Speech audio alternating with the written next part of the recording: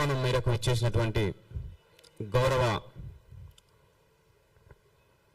Electronic media వారికి, print media వారికి, social media వారికి, డిజిటల్ మీడియా వారికి ఎంఆర్పిఎస్ తరఫున మా సామాజిక ఉద్యమ నమస్కారాలు తెలియజేస్తున్నాం. నిన్న బ్రాహ్మణ సంఘాలకు సంబంధించిన పెద్దలు ఎంఆర్పిఎస్ అధినేత మందకృష్ణ మాదిగ గారి మీద విమర్శలు చేసే నేపథ్యంలో ఆ విమర్శలపై ఎంఆర్పిఎస్ స్పందనను తెలియజెప్పడం కోసమే ఈరోజు ఈ ప్రెస్ మీట్ కార్యక్రమాన్ని నిర్వహించడం జరుగుతుంది.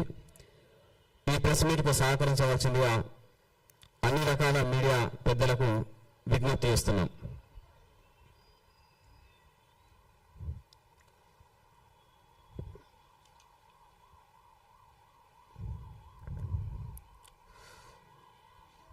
ఈ దేశంలో అబద్ధాలను అందంగా చెప్పడంలో బ్రాహ్మణులకు మించిన వాళ్ళు ఎవరూ లేరు. ఈ దేశంలో అబద్ధాలను అందంగా చెప్పడంలో బ్రాహ్మణులను మించిన వాళ్ళు ఎవరూ లేరు. అసత్యాలను సత్యాలుగా ప్రచారం చేసే, కుట్రలు చేసే వాళ్ళలో బ్రాహ్మణులను మించిన వాళ్ళు ఈ దేశంలో మరెవరూ లేరు. ఈ రెండింటికి స్పష్టమైన ఉదాహరణ నిన్న బ్రాహ్మణ సంఘాల పెద్దలు మందకృష్ణ మాదిగ గారి మీద చేసినటువంటి విమర్శలు. బ్రాహ్మణ సంఘాలకు సంబంధించిన పెద్దలు నిన్న మందకృష్ణ మాదిగ గారి మీద చేసిన విమర్శలలో ఏ ఒక్కటి కూడా నిజం లేదు. వారి ప్రెస్ మీట్ మొత్తం పూర్తిగా అబద్ధాలతో నిండిపోయిన ప్రెస్ మీట్. వాళ్ళు మాట్లాడిన మాటలన్నీ అబద్ధాలు, అసత్యాలు మాత్రమే. దీనిని ముందుగా గుర్తించాలని మేము విజ్ఞప్తి చేస్తున్నాం. మందకృష్ణ మాదిగ గారు రాజ్యాంగం రద్దు చేయాలని మాట్లాడుతున్నారు అని అన్నారు, అది అబద్ధం. మందకృష్ణ మాదిగ గారు రాజ్యాంగంలోని ఆర్టికల్ 25 మత స్వేచ్ఛను సూచించే ఆర్టికల్ రద్దు చేయాలని మాట్లాడాడని నిన్న ఆరోపణ చేశారు, అది అబద్ధం. మందకృష్ణ మాదిగ గారు రాముడిని విమర్శించారని ఆరోపణ చేశారు, అది అబద్ధం. హిందూ మతాన్ని విమర్శించారని వాళ్ళు నిన్న మాట్లాడారు, అది అబద్ధం. అలాగే కమ్మ, రెడ్డి, కాపు, వెలమ, వైశ్య సామాజిక వర్గాలకు సంబంధించిన వాళ్ళని కూడా మందకృష్ణ మాదిగ విమర్శ చేశారని నిన్న వాళ్ళు మాట్లాడారు, అది అబద్ధం. రాముడి మీద మందకృష్ణ మాదిగ గారు విమర్శ చేశారని మాట్లాడారు, అది అబద్ధం. రిజర్వేషన్ రద్దు చేయాలని మందకృష్ణ మాదిగ మాట్లాడారని చెప్పారు, అది అబద్ధం. నిన్న బ్రాహ్మణ సంఘాల పెద్దలు మాట్లాడిన ప్రతి మాట కూడా పూర్తిగా అబద్ధాలతో నిండిపోయిందనే విషయం ఈ సందర్భంగా మేము గుర్తు చేస్తున్నాం. వాళ్ళు మరొకసారి గుంటూరులో మందకృష్ణ మాదిగ గారు నిర్వహించిన ప్రెస్ మీట్ లో మాట్లాడిన ప్రతి అంశాన్ని 1-2 సార్లు జాగ్రత్తగా పరిశీలించాలని చెప్పేసి మేము కోరుతున్నాం. ఆ ప్రెస్ మీట్ సారాంశాన్ని అర్థం చేసుకోకుండా మందకృష్ణ మాదిగ గారు మాట్లాడిన మాటలను సంపూర్ణంగా గ్రహించకుండా, విషయ పరిజ్ఞానం లేకుండా వాటి మీద విమర్శలు చేయొద్దని బ్రాహ్మణ సమాజ పెద్దలకు మేము సూచిస్తున్నాం. మీరు మాట్లాడిన ప్రతి మాట అబద్ధమని సందర్భంగా మేము గుర్తు చేస్తున్నాం. మందకృష్ణ మాదిగ గారు మాట్లాడని మాట మాట్లాడినట్టుగా మీరు అబద్ధాలు చెబుతూ మందకృష్ణ మాదిగ గారు మాట్లాడిన మాటలను వక్రీకరించి దానికి వక్ర భాష చెప్పే విధంగా మీ తెలివితేటలన్నీ చూపించే ప్రయత్నం చేసుకుంటూ రావడం జరిగింది. అది ఇక్కడ చెల్లవు అనే విషయం ఈ సందర్భంగా మరొకసారి మేము గుర్తు చేస్తున్నాం. దళిత క్రైస్తవులకు ఎస్సీ హోదా వర్తించదని సుప్రీంకోర్టు ఇచ్చిన తీర్పు రాజ్యాంగానికి విరుద్ధంగా ఉన్నదని మందకృష్ణ మాదిగ గారు స్పష్టంగా చెప్పడం జరిగింది. భారత రాజ్యాంగం ఆర్టికల్ 25కు, ఆర్టికల్ 14కు, ఆర్టికల్ 15కు సుప్రీంకోర్టు ఇచ్చిన తీర్పు విరుద్ధంగా ఉందని మందకృష్ణ మాదిగ గారు స్పష్టంగా తెలియజెప్పడం జరిగింది. కాబట్టి రాజ్యాంగానికి విరుద్ధంగా ఉన్నటువంటి ఈ తీర్పును మేము వ్యతిరేకిస్తున్నామని ప్రకటన చేయడం జరిగింది. 1950 రాష్ట్రపతి ఉత్తర్వులు పూర్తిగా వివక్షతో కూడుకున్నటువంటి ఉత్తర్వులు, దళితుల యొక్క మత స్వేచ్ఛను హరించే ఉత్తర్వులు, అలాగే దళితులకు మత స్వేచ్ఛ లేకుండా రాజ్యాంగం 25కు విరుద్ధంగా ఉన్నటువంటి ఉత్తర్వులు కాబట్టి ఆ రాష్ట్రపతి ఉత్తర్వులను రద్దు చేయాలని మందకృష్ణ మాదిగ గారు డిమాండ్ చేశారు. దీన్ని బ్రాహ్మణ సమాజ పెద్దలు అర్థం చేసుకోవాలని కోరుతున్నాం. మందకృష్ణ మాదిగ గారి డిమాండ్ రాజ్యాంగాన్ని రద్దు చేయమని చెప్పలేదు. 1950 రాష్ట్రపతి ఉత్తర్వులను రద్దు చేయాలని సూటిగా స్పష్టంగా చెప్పడం జరిగింది. దాన్ని మీరు సరిగ్గా అర్థం చేసుకోలేరు. రాష్ట్రపతి ఉత్తర్వులు రాజ్యాంగానికి వ్యతిరేకంగా ఉన్నాయి కాబట్టి, రాజ్యాంగంలోని ఆర్టికల్ 14కు 15కు 25కు వ్యతిరేకంగా ఉన్నాయి కాబట్టి వాటిని రద్దు చేయాలని మందకృష్ణ మాదిగ గారు మాట్లాడడం జరిగింది. దాన్ని మీరు గ్రహించలేకపోయారు. రాజ్యాంగం రద్దు అనేది మీ రహస్య ఎజెండా తప్ప మాది కాదు. రాజ్యాంగ రక్షణ మా ఎజెండా, రాజ్యాంగ రద్దు బ్రాహ్మణుల ఎజెండా. అందుకే మీకు రాజ్యాంగ రద్దు అనే అంశాన్ని మీరు పదే పదే ప్రస్తావించడం జరిగింది. మీ కుట్రలు చెల్లవు అని ఈ సందర్భంగా మేము స్పష్టంగా సూచిస్తున్నాం. రాష్ట్రపతి ఉత్తర్వులు దళిత సమాజం మీద ఆంక్షలు విధించినటువంటి ఉత్తర్వులు కాబట్టి, అవి రాజ్యాంగానికి విరుద్ధమైన ఉత్తర్వులు కాబట్టి వాటిని వెంటనే రద్దు చేసి దళిత క్రైస్తవులకు ఎస్సీ హోదా కల్పించాలని ఎంఆర్పీఎస్ అధినేత మందకృష్ణ మాదిగ గారు డిమాండ్ స్పష్టంగా చేయడం జరిగిందని ఈ సందర్భంగా మేము గుర్తు చేస్తున్నాం. దీంతో పాటు నిన్ననే మీరు దళిత క్రైస్తవులకు ఎస్సీ హోదా కల్పించడాన్ని మేము వ్యతిరేకిస్తున్నామని నిన్న మీరు మాట్లాడిండు.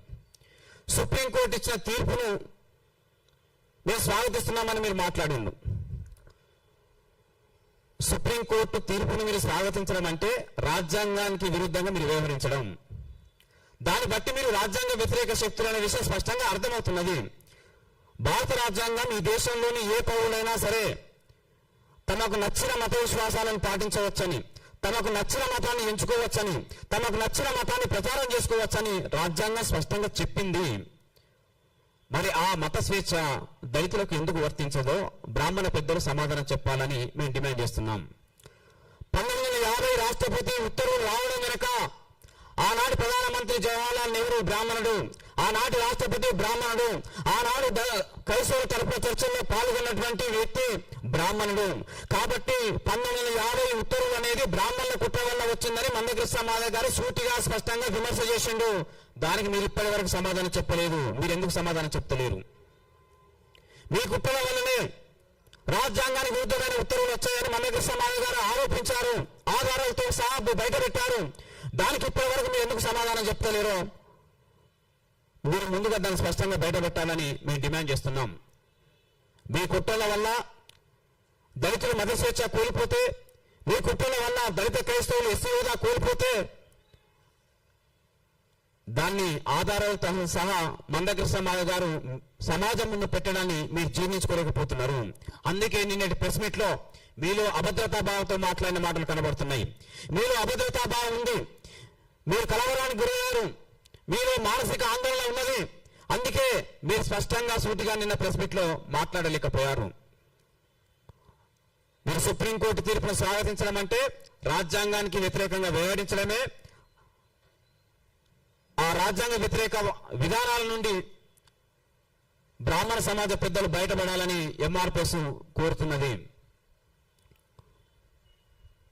దళిత క్రైస్తవులకు ఎస్సీ హోదా కల్పిస్తే, దళిత క్రైస్తవులకు రిజర్వేషన్లు లభిస్తే అది దళిత హిందువులకు అన్యాయం చేసినట్టు అవుతుందని చెప్పేసి ఒక వైషమ్యాలు సృష్టించే ఒక కుట్రపూరితమైన మాట నిన్న బ్రాహ్మణ సమాజ పెద్దలు మాట్లాడడం జరిగింది. నేను వారికి సూటిగా స్పష్టంగా ప్రశ్నిస్తున్నాను, దానికి సమాధానం చెప్పాలి. మీరు ఈడబ్ల్యూఎస్ కోటాలో రిజర్వేషన్లు పొందుతున్నారు. ఈడబ్ల్యూఎస్ కోటాలో అందుతున్న రిజర్వేషన్లు కేవలం అగ్రకులాల హిందువులకు మాత్రమే ఉన్నాయా? ఈడబ్ల్యూఎస్ కోటాలు అందుతున్న రిజర్వేషన్లు అగ్రకుల హిందువులు తీసుకుంటున్నారు, అగ్రకుల క్రైస్తవులు తీసుకుంటున్నారు, ముస్లింలు ఉన్నత వర్గాలకు చెందిన వాళ్ళు కూడా తీసుకుంటున్నారు. అంటే మీరు అగ్రకులాలకు చెందిన వారు, ముఖ్యంగా బ్రాహ్మణ సమాజం, మీలో క్రైస్తవులు ఉంటే క్రైస్తవులు రిజర్వేషన్ పొందడానికి అర్హులు, మీలో ముస్లింస్ ఉంటే ఈడబ్ల్యూఎస్ కోటా పరిధిలోకి వచ్చే ముస్లింస్ ఉంటే మీతో కలిసి రిజర్వేషన్ పొందడానికి ముస్లింలు అర్హులు, మీతో రిజర్వేషన్లు ఏ మతం వాళ్ళైనా సరే, ఏ కులం వాళ్ళైనా పంచుకోవచ్చు, కానీ దళితులు మాత్రం రిజర్వేషన్లు పంచుకోవద్దు. మీరు ఈడబ్ల్యూఎస్ కోటాలో అగ్రకుల క్రైస్తవులతో మీరు రిజర్వేషన్ తీసుకోవచ్చు, కానీ దళిత హిందువులు మాత్రం దళిత క్రైస్తవులతో రిజర్వేషన్లు పొందొద్దు.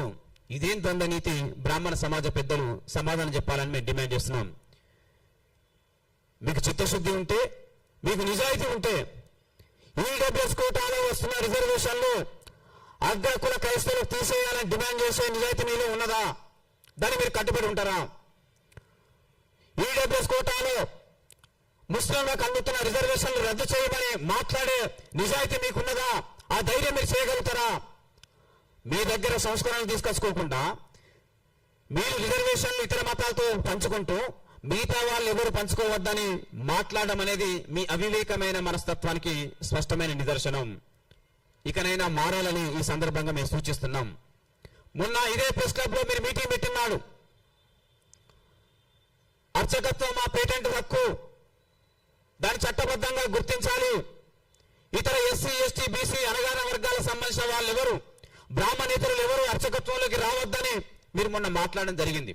అట్లా రావడాన్ని మేము వ్యతిరేకిస్తామని మొన్న మాట్లాడడం జరిగింది. మళ్ళీ నిన్న మీ స్టాండ్ మార్చుకొని అర్చకత్వంలో ఎవరైనా రావచ్చు, జ్ఞానం ఎవరి సొంత కాదు, ఎస్సీ, ఎస్టీ, బీసీ బ్రాహ్మణేతర సమాజం రావడాన్ని మేము స్వాగతిస్తామని మీరు నిన్న మాట్లాడడం జరిగింది. మొన్నటి మాటకు నిన్నటి మాటకు మధ్యలో తేడా ఎందుకు వచ్చింది? మీ వైఖరిలో మార్పు ఎందుకు వచ్చింది? మీరే సమాధానం చెప్పాలి. మొన్న కింది కులాలు అర్చకత్వాలు రావడాన్ని వ్యతిరేకించిన మీరు నిన్న ఎందుకు స్వాగతించిందో ఒకసారి సమాధానం చెప్పాలని డిమాండ్ చేస్తున్నాం. ఆ స్వాగతం రావడం వెనుక మందకృష్ణ మాయ గారు లేవనెత్తుతున్న ప్రశ్నలే దాగి ఉన్నాయనే విషయం ఈ సందర్భంగా మేము గుర్తు చేస్తున్నాం. మేము హిందూ దళితుల తరఫున సూటిగా స్పష్టంగా మా డిమాండ్ ఉంది. అర్చకత్వంలోకి మా హిందూ దళితులను తీసుకోవాలి. ఈ దేశంలో ఉన్నటువంటి ప్రసిద్ధిగాంచిన దేవాలయాలన్నిటిలో హిందూ దళితులను పూజారిగా నియమించాలని మందకృష్ణ మాయ గారు డిమాండ్ చేస్తున్నారు. ఇది హిందూ దళితుల యొక్క ఆకాంక్ష. ఆ ఆకాంక్షను సాధించడానికి ఎంఆర్పిఎస్ ప్రయత్నం చేస్తున్నది. దాన్ని మీరు అంగీకరిస్తారా, వ్యతిరేకిస్తారా? సమాధానం చెప్పండి.